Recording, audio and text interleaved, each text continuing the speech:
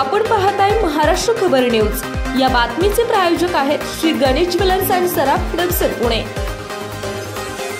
लाडकी बहीण योजनेअंतर्गत 1500 रुपये जुलै महिन्यापासून महिलांच्या खात्यावर जमा होत आहेत। पहिले 2 हप्ते एकत्र आल्यानंतर त्यानंतर उर्वरित 2 हप्ते एकत्र खात्यावर जमा झाले होते। त्यानंतर आता डिसेंबर पर्यंत 6 हप्ते महिलांच्या खात्यावर जमा करण्यात आले आहेत। ज्या महिलांना अजूनही योजनेचा लाभ मिळाला नाही त्यांचे अर्ज बाद झाले असावेत अथवा त्यांच्या कागदपत्रात काहीतरी गडबड असावी, त्यामुळे तुम्ही तातडीने हे शोधून काढा, नाहीतर तुमचा अर्ज बाद होण्याची शक्यता आहे। गुरुवारी नव्या सरकारची पहिली मंत्रिमंडळाची बैठक पार पडली। त्यामध्ये लाडकी बहीण योजनेबाबत मोठा निर्णय घेण्यात आला आहे। केशरी आणि पिवळे रेशन कार्ड वगळता सर्वच अर्जाची पडताळणी होणार आहे। शिवाय वर्धा, पालघर, लातूर, यवतमाळ, नांदेड या जिल्ह्यातून अनेक तक्रारी आल्या आहेत। त्यामुळे हा निर्णय घेतल्याचं तटकरे यांनी सांगितलं।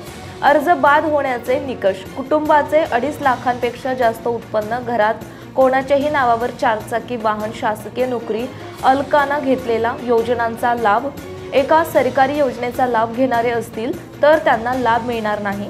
ज्या महिला महाराष्ट्रातून लग्न करून दुसऱ्या राज्यात किंवा देशाबाहेर गेल्या त्यांना लाभ मिळणार नाही। ज्यांनी ऑनलाईन आणि ऑफलाईन दोन्ही अर्ज भरले त्यांचे अर्ज बाद केले जाणार। मुख्यमंत्री लाडकी बहीण योजनेच्या लाभार्थ्यांची पडताळणी केली जाणार आहे।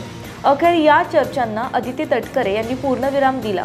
गुरुवारी झालेल्या नव्या सरकारच्या पहिल्या मंत्रिमंडळाच्या बैठकीत महत्त्वपूर्ण निर्णय घेण्यात आला।